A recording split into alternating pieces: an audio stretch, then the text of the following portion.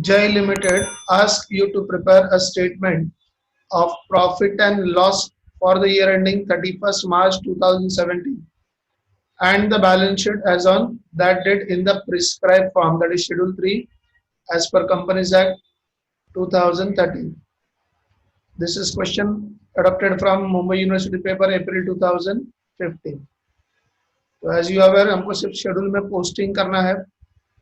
Land and building का posting किसमें होगा? टेंजिबल फिक्स एसेट जो हमारा शेड्यूल नंबर 8 है। प्लांट एंड मशीनरी जिसका पोस्टिंग कहाँ पर होगा? Tangible fix asset which is schedule number 8।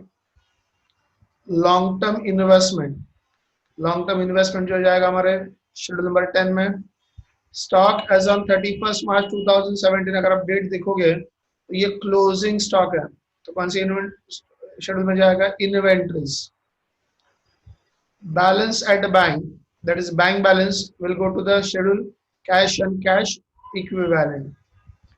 Equity share capital, shares of rupees 10, so 30,000 shares है।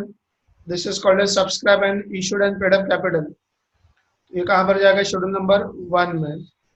सिक्योरिटी प्रीमियम, जनरल रिजर्व, ये दोनों कहाँ पर जाएंगे? Schedule number 2 reserves and surplus.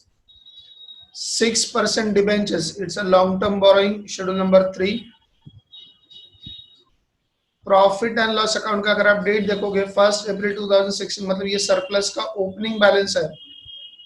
This is the opening balance of surplus will be transfer to reserves and surplus, schedule number 2। Sundry creditors, this is schedule trade payables जो हमारे schedule number 5 है। Dividend gross, that is dividend received, तो ये क्या होगा? Other income. ये क्या होगा हमारा? अदर इनकम, शेड्यूल नंबर 20 जो है हमारा। And gross profit will be transferred to the schedule, that is revenue from operations, schedule number 19. Cash in hand will be transferred to the schedule cash and cash equivalent, will be transferred to schedule cash and cash equivalent, that is schedule number 16. TDS, that is short term loans and advances tax deducted at source, ये हमारा जो income receive हो रहा था उसके वक्त tax कटा है। So short-term loans and advances. Administration expenses will be transferred to the schedule other expenses, हमारा schedule number 27. Rent and taxes will be transferred to the other expenses, schedule number 27. Debenture interest will be transferred to the finance cost, schedule जिसका heading है हमारा finance cost, तो finance cost में debenture interest. Audit fees will be transferred to the other expenses, schedule number 27. Directors fees will be transferred to the other expenses, schedule number 27. Sundry expenses will be transferred to the schedule other expenses, that is schedule number 27. तो ये था हमारा posting schedule wise, कौन से schedules में जाएगा। Now the adjustment. Authorise capital of the company is ₹4 lakhs. Authorized capital of the company is ₹4 lakhs. Now this is only a information which is to be disclosed in schedule 1 under the heading share capital. तो इसका कोई double effect नहीं होगा, this is only for disclosure purpose. ये सिर्फ किस में दिखाएंगे? शेड्यूल नंबर 1 में, शेयर कैपिटल में। सेकंड वाला एडजस्टमेंट है, depreciation is to be provided 5% on land and building, 15% on plant and machinery. तो डेप्रिसिएशन का इफेक्ट होगा लेस फ्रॉम असेट, मतलब schedule number 8 tangible fix asset में से लेस हो जाएगा। और दूसरा आएगा प्रॉफिट एंड लॉस अकाउंट की डेबिट साइड, जहां पर हमारे शेड्यूल का नंबर है, नाम है depreciation and amortisation expenses. Depreciation and amortisation expenses. Provision for taxation is to be made at 50% of net profit. हमारा साल भर का जो प्रॉफिट आएगा उसका 50% हमको टैक्स का प्रोविजन करना है, तो लेस फ्रॉम प्रॉफिट, ये पहला इफेक्ट। और दूसरा इफेक्ट होगा short term provision, that is schedule number 7. Transfer ₹400 to general reserve, तो प्रॉफिट में से लेस करेंगे एंड जनरल रिजर्व में ऐड करेंगे। प्रॉफिट में से लेस करेंगे, जनरल रिजर्व में ऐड करेंगे। Ignore the previous year figures, वैसे नॉर्मली आपके मुंबई यूनिवर्सिटी के पेपर में प्रीवियस ईयर फिगर्स आता ही नहीं है, तो वो प्रीवियस ईयर फिगर्स का कॉलम नहीं बनेगा। and all amounts are in thousands. All amounts are in thousands. तो ये था हमारा discussion. Now will start with the presentation part. ये था आपका क्वेश्चन पूछा हुआ अप्रैल 2015 में. We have discuss the posting. चलो after the discussion let's start with the posting part. हम लोग पोस्टिंग जो करेंगे वो सबसे पहले एडजस्टमेंट्स को कंप्लीट करेंगे. फर्स्ट एडजस्टमेंट है ऑथोराइज कैपिटल. 4 लाख का ऑथोराइज कैपिटल है. इसका सिर्फ हमको डिस्क्लोजर देना है. 4 लाख में से 3 लाख इशूड कैपिटल है. 4 लाख में से 3 लाख इशूड कैपिटल है. 10 रुपए का एक शेयर है. इसको लिखेंगे कैसे? शेड्यूल 1 में share capital notes to account. Notes to account share capital. तो ऑथोराइज कैपिटल कितने शेयर्स होंगे? 40,000 इक्विटी शेयर्स ऑफ ₹10 each. तो ये हो गया आपका 4 lakhs which is given in the adjustment. Which is given in the adjustment. तो ये कोई डबल इफेक्ट नहीं हुआ. This is only information. ये सिर्फ इंफॉर्मेशन है जिसका हमको presentation part, disclosure part complete करना है. और इसमें से कितना शेयर्स इशू हुआ है? सो 30,000 equity shares. 30,000 equity shares of ₹10 each. So far the shares issued are 3 lakhs. So far the shares issued are 3 lakhs. तो ये तो आपको क्वेश्चन में ही दिया हुआ है. तो ये तो आपका पहला वाला adjustment. Authorise capital of the company is ₹4 lakhs. इसका कोई डबल इफेक्ट नहीं. This is only a disclosure. और यहाँ पर इक्विटी शेयर कैपिटल जो issued, subscribe and paid up capital है 3 lakhs. So that we have recorded.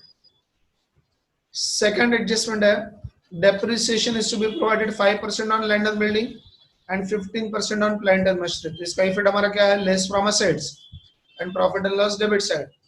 तो किस पर प्रोवाइड करना है? लैंड एंड बिल्डिंग पर 5%, प्लांट एंड मशीनरी पर 15%. तो लैंड एंड बिल्डिंग जिसका बैलेंस है 1,60,000, प्लांट एंड मशीनरी जिसका बैलेंस है 2,72,000. पहले तो इन दोनों का पोस्टिंग करना होगा शेड्यूल नंबर 8 में. Schedule number 8 tangible fix assets. तो पहला वाला है लैंड एंड बिल्डिंग जिसका बैलेंस है 1,60,000, जिस पर 5% डेप्रिसिएशन करना है. Plus depreciation at the rate of 5%. ये 8,000 हो जाएगा. That will become 8,000. So outer column 1,52,000. Outer column 1,52,000. दूसरा एसेट है प्लांट एंड मशीनरी.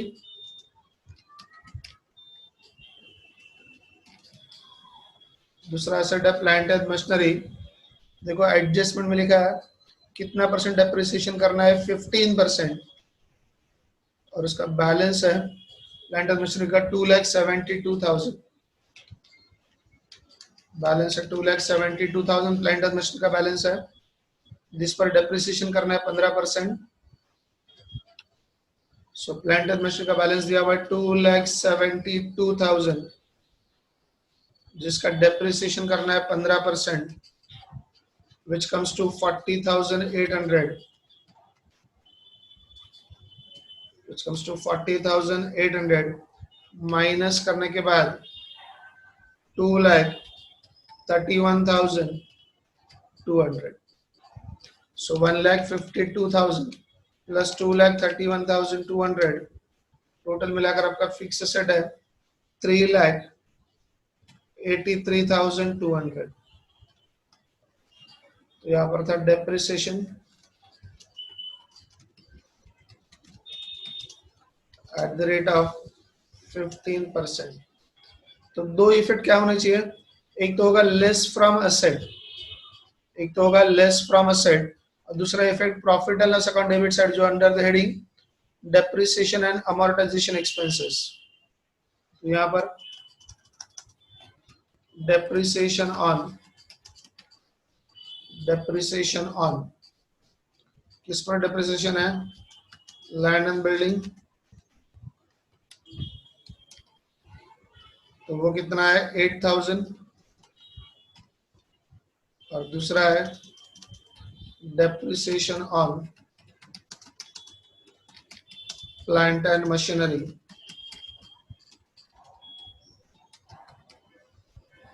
वो था 40,800।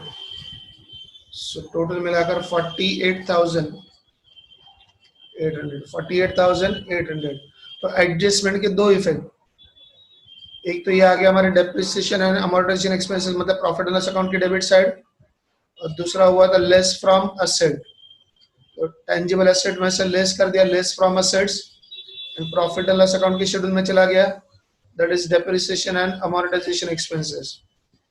तो ये था आपका इफेक्ट एडजस्टमेंट का। सो डेप्रिसिएशन पहला वाला एडजस्टमेंट था ऑथोराइज कैपिटल, जो हमने शेड्यूल नंबर 1 में उसका डिस्क्लोजर दिया। दूसरा एडजस्टमेंट था डेप्रिसिएशन, जिसका इफेक्ट हुआ less from assets and profit and loss debit side. तीसरा एडजस्टमेंट है provision for tax to be made at 50% of net profit. जितना भी प्रॉफिट आएगा उसका 50% क्या करना है, प्रोविजन करना है टैक्स के लिए।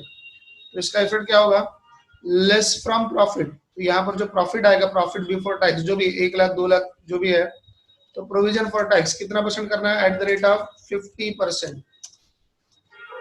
मतलब प्रॉफिट बिफोर टैक्स अगर 1 लाख आता है तो यहाँ पर 50,000 आएगा, यहाँ पर अगर 5 लाख आते तो यहाँ पर 2.5 लाख आएगा। तो ये अमाउंट कितना आएगा, ये तो हमारा आंसर कंप्लीट होने के बाद ही पता चलेगा। तो जो भी प्रॉफिट आ रहा है उसका 50%। तो लेस फ्रॉम प्रॉफिट पहला इफेक्ट, लेस फ्रॉम प्रॉफिट, और दूसरा इफेक्ट होगा liability side under the heading short term provisions, that is provision for tax. अभी फिलहाल हम लोग यहाँ पर अमाउंट नहीं लिख सकते because we don't know the amount at present हमारे पास वो अमाउंट नहीं है। यहाँ पर जो भी प्रॉफिट आएगा उसका 50%, मतलब यहाँ पर 10 लाख आते तो 5 लाख आएगा, 5 लाख आते तो 2.5 लाख आएगा। तो लेस फ्रॉम प्रॉफिट, एंड दूसरा लायबिलिटी साइड। ये था आपका third adjustment, provision for tax to be made at 50%। Fourth adjustment है ट्रांसफर ₹400 टू जनरल रिजर्व। 400 रुपए किधर ट्रांसफर करना है, जनरल रिजर्व में ट्रांसफर करना है। तो इसका इफेक्ट क्या होगा, लेस फ्रॉम प्रॉफिट, प्रॉफिट में से लेस करेंगे। ये सारा किस में आएगा, शेड्यूल नंबर 2 में। तो शेड्यूल नंबर 2 में जब जनरल रिजर्व का कुछ बैलेंस होगा, उसमें करेंगे add transfer from profit. So transfer from profit कितना ट्रांसफर करने के लिए बोला है, 400। यहाँ पर हमारे प्रॉफिट एंड लॉस अकाउंट का जो भी ओपनिंग बैलेंस होगा उसमें साल भर का प्रॉफिट ऐड हो जाएगा, लेस अप्रोप्रिएशन में होगा हमारा ट्रांसफर टू जनरल रिजर्व। कितना ट्रांसफर करेंगे, 400। तो इफेक्ट क्या होगा, लेस फ्रॉम प्रॉफिट, प्रॉफिट में से लेस करेंगे एंड जनरल रिजर्व में ऐड करेंगे, प्रॉफिट में से लेस करेंगे एंड जनरल रिजर्व में ऐड करेंगे। So less from profit and add in general reserve, less from profit and add in general reserve. ये थे सारे आपके एडजस्टमेंट्स। एक बार फिर से देखते हैं एडजस्टमेंट के इफेक्ट। पहला था ऑथराइज कैपिटल, ये तो सिर्फ डिस्क्लोजर आ गया, कहाँ पर, शेड्यूल नंबर 1 में। डेप्रिसिएशन, इसका इफेक्ट क्या हुआ, less from fix asset, schedule number 8 में से लेस कर दिया। दूसरा profit and loss account debit side under the heading depreciation and amortisation expenses, schedule number 26। Provision for tax to be made at 50% of net profit, तो less from profit में से less करेंगे। दूसरा effect liability side under the heading short term provisions, schedule number 7। Transfer ₹400 to general reserve, less from profit and add in general reserve, और दोनों के दोनों किस में आएंगे, शेड्यूल रिजर्व्स एंड सरप्लस में, शेड्यूल नंबर 2 में। Ignore the previous year figures and all amounts are in thousand, तो सिर्फ हमको हेडिंग में लिखना है कि all amounts are in thousand. Previous year का कॉलम वैसे भी नहीं होता है, तो हम लोग यहाँ पर लिखा है रुपीज इन थाउजेंड, तो सारे अमाउंट्स किस में है, 1000 में है। तो आपके सारे जो है एडजस्टमेंट्स खत्म हुए। Now will start with the posting of trial balance. Credit side से स्टार्ट करते हैं। पहला वाला equity share capital which we have already posted. Equity share capital हमने ऑलरेडी पोस्ट कर दिया है शेड्यूल नंबर 1 में। अभी क्या है, security premium 40,000, general reserve 56,000। Schedule number 2 में जाएगा, सिक्योरिटी प्रीमियम 40,000, जनरल रिजर्व 56,000। यहाँ पर सिक्योरिटी प्रीमियम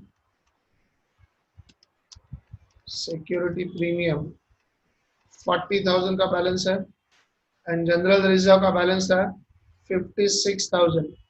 उसमें 400 ऐड हो जाएगा तो हो जाएगा 56,400। तो जनरल रिजर्व 56,000, सिक्योरिटी प्रीमियम 40,000 कहाँ पर ट्रांसफर कर दिया, शेड्यूल रिजर्व्स एंड सरप्लस में। कहाँ पर ट्रांसफर कर दिया, शेड्यूल रिजर्व्स एंड सरप्लस में। नेक्स्ट 6% डिबेंचर्स, ये क्या है, long term borrowings. Schedule number 3 में जाएगा 6% debentures, long term borrowings 6% debentures 20,000, इसका टोटल भी 20,000 एक ही है इसमें। Next balance is on the credit side, profit and loss account का बैलेंस 1 अप्रैल वाला, मतलब ये ओपनिंग हो गया तो सरप्लस का ओपनिंग बैलेंस कितना है, 10,000। शेड्यूल नंबर 2 में सरप्लस का ओपनिंग बैलेंस कितना है, 10,000। Profit and loss account that is surplus का ओपनिंग बैलेंस कितना दिया है, 10,000। नेक्स्ट इज सन्ड्री क्रेडिटर्स, किसमें जाएगा, शेड्यूल नंबर 5 ट्रेड पेएबल्स में 24,000, सन्ड्री क्रेडिटर्स 24,000। सो सन्ड्री क्रेडिटर्स 24,000, इसमें और तो हमको कुछ नहीं दिख रहा, तो यहाँ पर 24,000 is the total. Next is dividend gross, ये नॉर्मली हम लोग प्रॉफिट एंड लॉस अकाउंट के क्रेडिट साइड में लिखते हैं, this is nothing but other income. तो वो कितना है, 4,480, dividend gross 4,480, other income dividend gross 4,480, यहाँ पर टोटल भी होगा 4,480। और यहाँ पर रेवेन्यू फ्रॉम ऑपरेशन की जगह पर क्या होगा, यहाँ पर ग्रॉस प्रॉफिट, बिजनेस से जो प्रॉफिट आया है, gross profit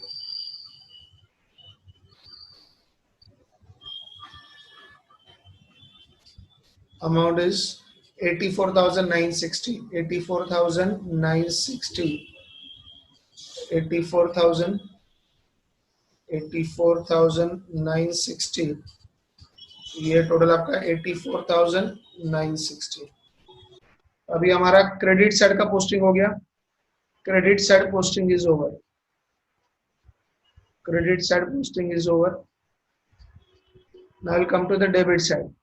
land and building 1,60,000, plant and machinery 2,72,000, this we have already posted, इसका पोस्टिंग हमने ऑलरेडी टेंजिबल फिक्स एसेट में कर दिया है।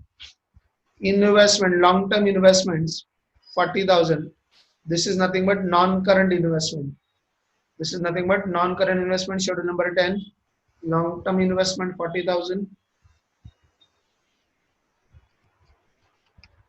long term investments 40,000, इसका टोटल भी उतना ही है 40,000 long term investments। Next balance is stock as on 31st March 2017, stock as on 31st March 2017, ये क्लोजिंग स्टॉक हो गया 28,000। तो कहां पर जाएगा, इन्वेंट्रीज, शेड्यूल का हेडिंग क्या होगा, inventories 28,000,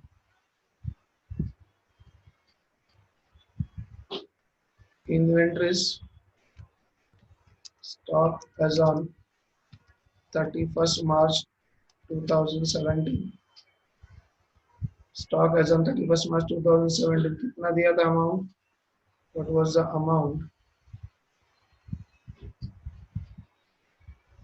28,000,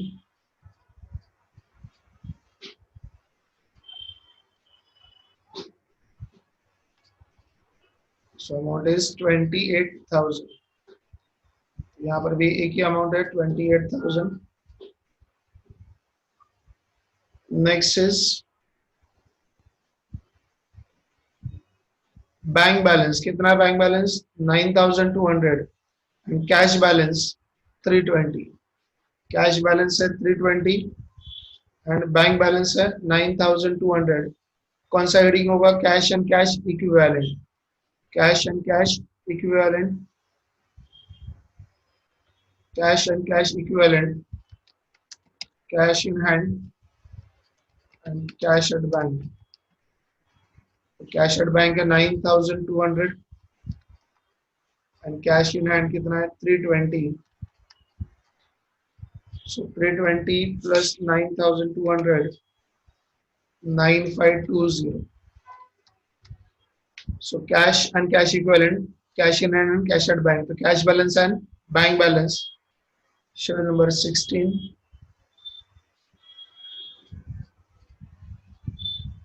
Next is TDS, that is short-term loans and advances. Tax deducted at source. Tax deducted at source 480. Tax deducted at source. Short-term loans and advances. Tax deducted at source. कितना amount था? 480. So 480.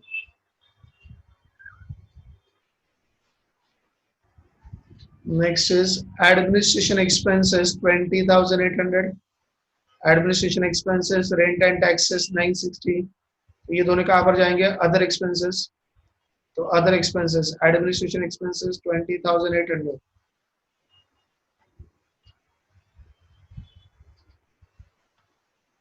Other expenses, administration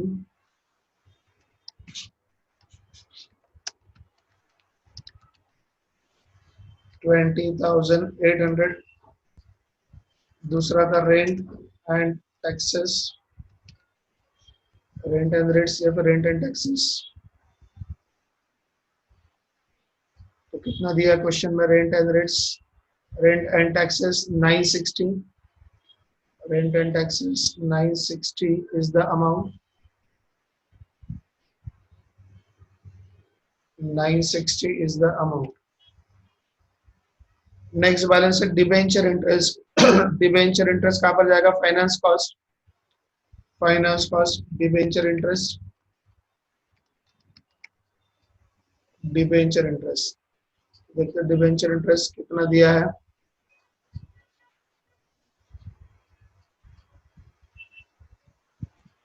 Debenture interest is 600. Debenture interest is 600.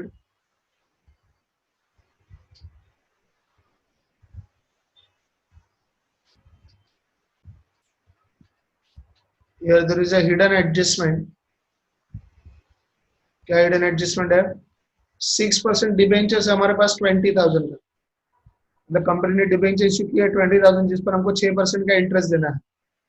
So 20,000 का 6% that comes to 1200. 1200 आता है. 20,000 के company ने debenture issue किया है जिस पर 6% का इंटरेस्ट देना है. So in that case that amounts to 1200. 1200 रुपया होता है. और अब तक कंपनी ने इंटरेस्ट सिर्फ कितना दिया है? 600 ही दिया है. So the remaining 600 is the interest payable.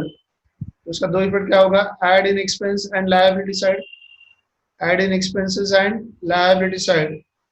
तो एक्सपेंसेस में ऐड करेंगे. सो डिबेंचर इंटरेस्ट में ऐड करेंगे outstanding debenture interest.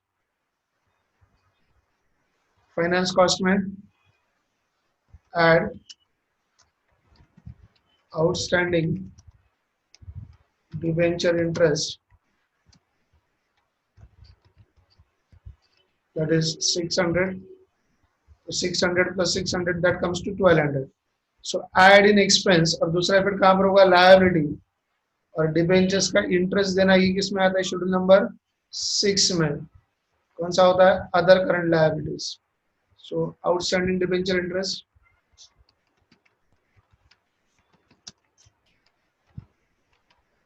Outstanding debenture interest कितना है? Outstanding debenture interest 600. Outstanding debenture interest 600. तो जितना भी लॉन्ग टर्म लोन्स होगा वो शेड्यूल नंबर 3 में होगा। लॉन्ग टर्म लोन्स होगा, लॉन्ग टर्म बोरोइंग्स वो शेड्यूल नंबर 3 में, और उसका जो भी इंटरेस्ट है accrued and due, accrued but not due, वो सारा का सारा कहाँ पर होगा? शेड्यूल नंबर 6 में, अदर करंट लायबिलिटीज। ये था hidden adjustment over there. Next है audit fees, directors fees and sundry expenses. Audit fees, directors fees and sundry expenses, ये तीनों के तीनों कहाँ पर जाने वाले हैं? Other expenses. Other expenses,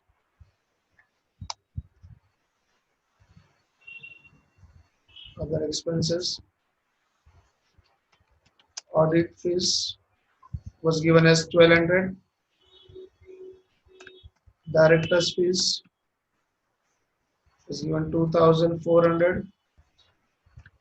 Sundry expenses 4480. We'll check the amount once again. 1200, 2400 and 4480.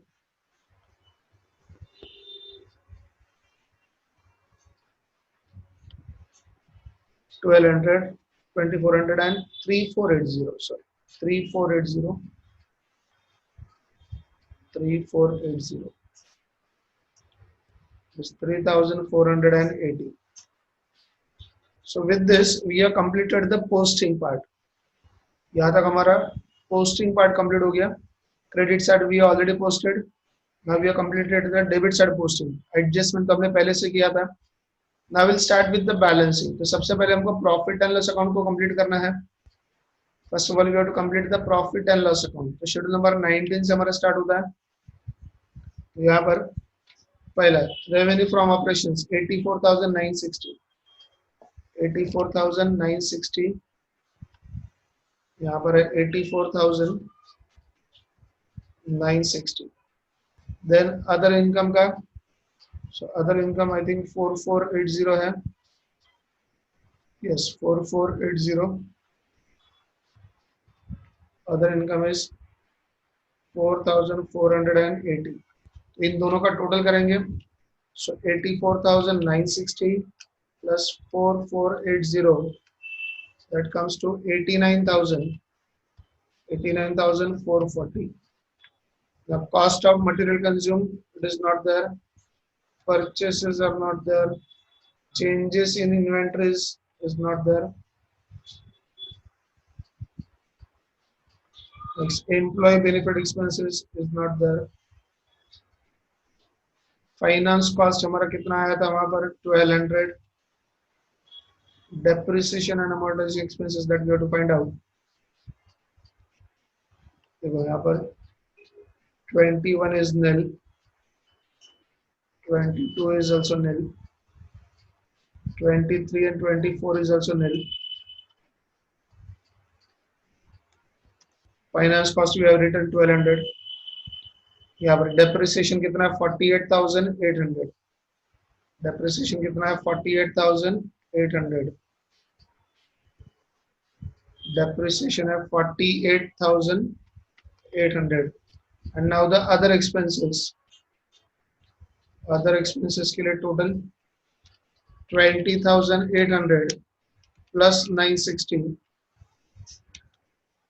20,800 plus 960 plus 1200 plus 2,400 plus 3,480. So total is 28,840. 28,840. यहाँ पर 28,840.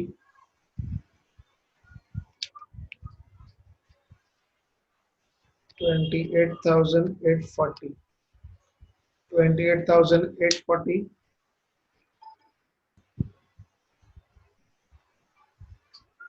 Now we'll take the total from 21 to 27. So 1,200 plus 48,800 plus 28,840.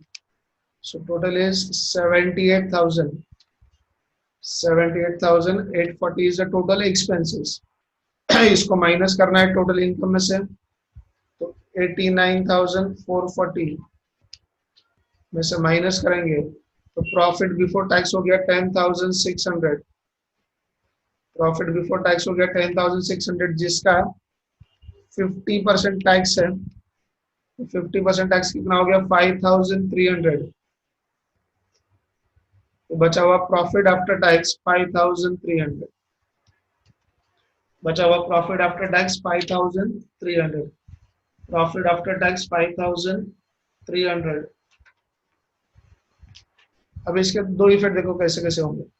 ये तो हमने इनकम में से expenses minus कर दिया। Total revenue था 89,440, उसमें से टोटल एक्सपेंस माइनस कर दिया 78,840, तो प्रॉफिट आ गया 10,600। अभी उसमें से प्रोविजन फॉर टैक्स लेस करते थे, इफेक्ट क्या था, लेस फ्रॉम प्रॉफिट।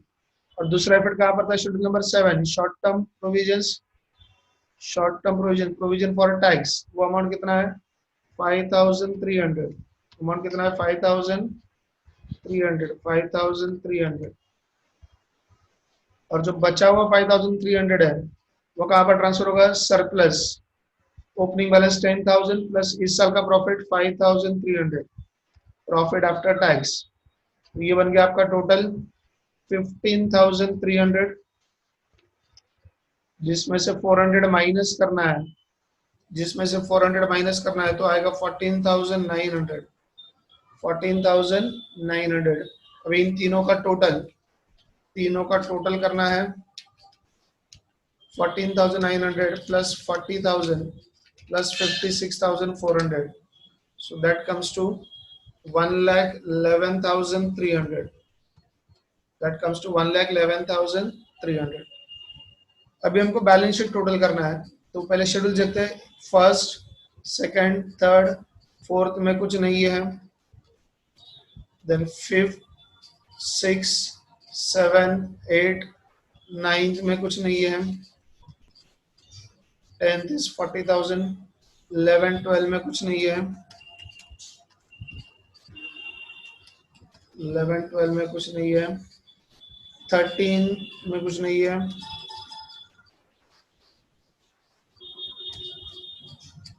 13 में कुछ नहीं है, 14 है, 15 में कुछ नहीं है, 16 इज देयर, 17 और 18 में कुछ नहीं है। तो 1 से लेके 18 तक सारे शेड्यूल्स का पोस्टिंग करेंगे हम लोग बैलेंस शीट में, और हमारा बैलेंस शीट टैली होना चाहिए। चलो, सबसे पहला है फर्स्ट, इसका टोटल हमने देखा था कितना है 3 lakhs। इसका टोटल कितना है 3 lakhs। सेकंड का टोटल कितना है 1,11,300। 1,11,300। थर्ड का टोटल कितना था 20,000 डिवेंचर्स। फोर्थ में कुछ है ही नहीं, नील। फिफ्थ में क्रेडिटर्स था, यहाँ पर 6 में 600 है, यहाँ पर 5,300 है। फिफ्थ का टोटल क्रेडिटर्स था, क्रेडिटर्स कितना है 24,000। कितना है 24,000। तो यहाँ पर आएगा हमारा बैलेंस शीट का फर्स्ट टोटल, लायबिलिटी साइड का 3 lakhs plus 1,11,300 plus 20,000 plus 24,000 plus 600 plus 5,300, that is 4,61,200. So this is a total from liability side, equity and liability। उतना ही टोटल हमारा एसेट्स का आना चाहिए।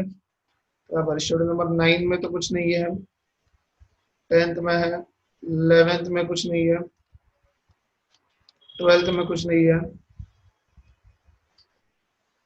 13 में कुछ नहीं है, 14 is there, 15th में कुछ नहीं है, 16 is there, 17 है, 18 में कुछ नहीं है। So we'll take the totals now. First, 8 में है 3,83,200, 3,83,200 8 में है। 9th में कुछ नहीं, 10th में 40,000, 10th में 40,000, 8 में है 3,83,200। नेक्स्ट 13 से लेके 18 तक, देखो 13 में कुछ नहीं है। 14 में है 28,000, 14 में है 28,000, 15 में कुछ नहीं है। 28,000 इन्वेंटरी से यहाँ पर 28,000, 16 एंड 17, तो 16 है 9520, 16 है 9520, 17 में है 480, 17 में है 480, 17 में अमाउंट है 480, 16 में अमाउंट है 9,520, 18 इज 0। यहाँ पर हमको टोटल करना है अभी। यहाँ पर असेट साइड का 3,83,200 प्लस 40,000 प्लस 28,000 प्लस 9,520 प्लस 480, तो 4,61,000, 4,61,200. So this is the total of asset side which matches with the total of liability side. Equity and liability 4,61,200, and your assets are also 4,61,200. So hope you understood this question, posting as well as balancing. Thank you very much.